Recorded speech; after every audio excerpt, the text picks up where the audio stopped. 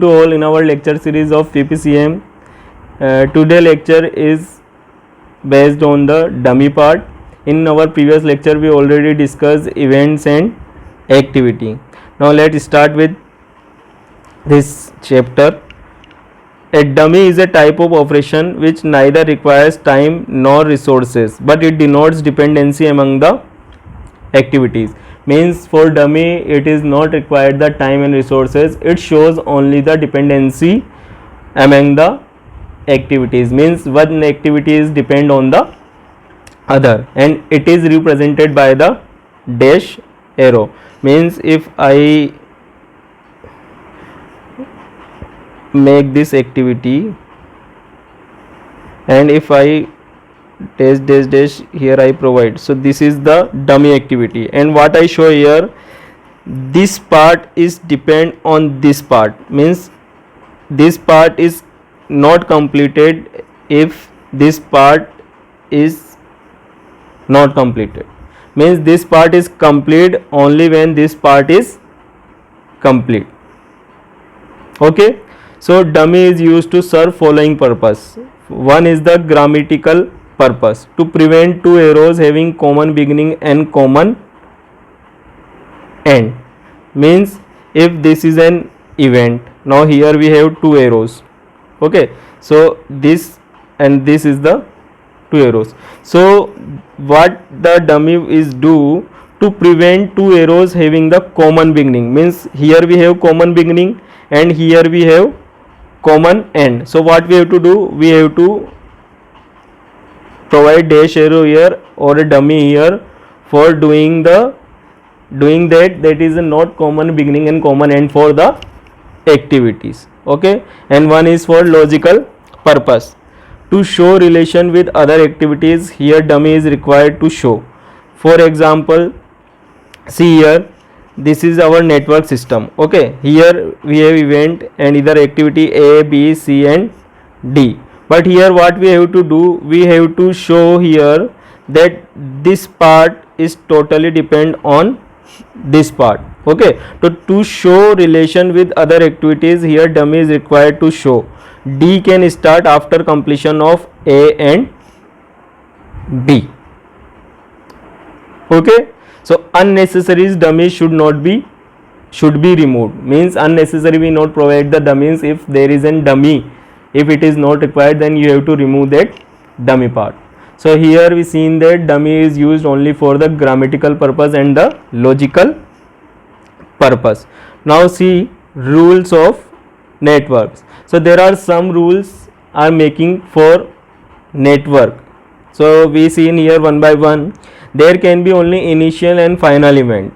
Means here we already know that this is the initial, means starting event, and in between these many activities is there. But here this is the initial event and this is the final event. There is only the single thing. Okay, an event cannot occur unless all preceding activities are completed. Means if this is our event and this is activities. Okay, and this activity and this activity, so this event is not completed if this all activities is not done. Means if I want to complete this event, so this event is completed when 1, 2, 3 and these 3 activities is completed. Otherwise if these 3 activities is not completed, then our event is not completed. So event cannot occur unless all preceding activities are completed. Event cannot occur twice. Okay, number of arrows should be equal to number of activities. Time should always flow from left to right. Means we always move from here to here only. Okay, left to right. Length of arrow does not show any magnitude. Straight arrows should be taken as far as possible, and arrows should normally not cross each other. If it is necessary to cross, one should be bridged over the other. Means if you want to cross arrow from one event to second event, so you have to show like this. Means if you show this arrow like this, then you have to show next arrow like a bridge over the other. So these are some rules for networking. Now Fulkerson rule for numbering the events. How we give number to the event, that is the rules behind that, that is the Fulkerson rule. So the single initial event is numbered as 0, 1, 10. All arrows emerging out of the initial ones are neglected, and doing so the created one or more new initial events are numbered as 2, 3, 4 or 20, 30, 40 etc. and step 2 is repeated unless all events are numbers. So for that we have seen one example, it's clearly you about these rules. So let's see, here we have one problem.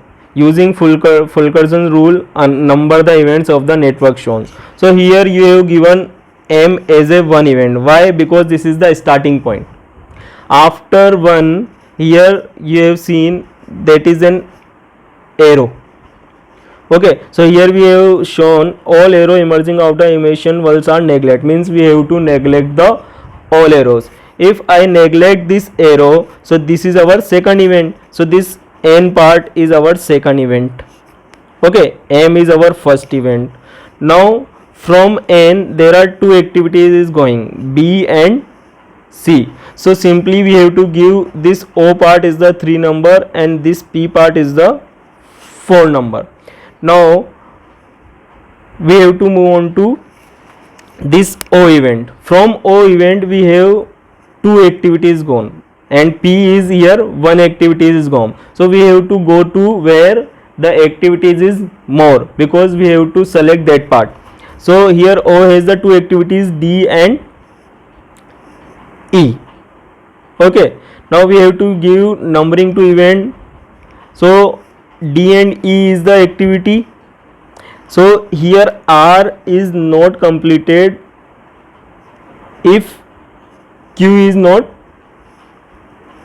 completed, means R is dependent on this G activity also, means here R is dependent on E and here R is dependent on G also. So simply what we have to do, we have to give Q as a 5. Okay, why? Because R is dependent on E, F and G, that's why.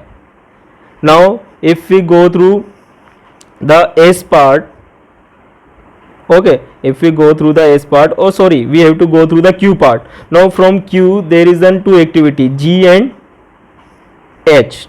So what number event we give to R? S is the succeeding part of R, that's why here we give R as a 6, S as a 7 and T as a 8. So in this way we have giving the numbering to the events. So this you have to know how we give the numbering to the events. Okay, now error in network. First is looping error, means loop should cannot be formed, means if activity is going this, again event going this and going this, so this is making one loop, so this is not happening, so that is the looping error. Second is the dangling error. Dangling error means if your activity start here, here, here, this one and this one, this is not end, where this is not end part. Why? Because this is not showing arrow from here, so that is the dangling part, means we have dead end of all activities. So a project network must have only or the dead end. And last one is the wagon wheel error, that is the most popular techniques available for projects used in network analysis are CPM and PERT, which are used in two parallel but different problems of planning and controlling projects. So in this way we have find the events number and use the dummies. So here our elements of network part is completed. We learn events, activity and dummy, and these all things we have used in our network techniques for a project. Now this lecture is over guys, we meet with another lecture. Thank you.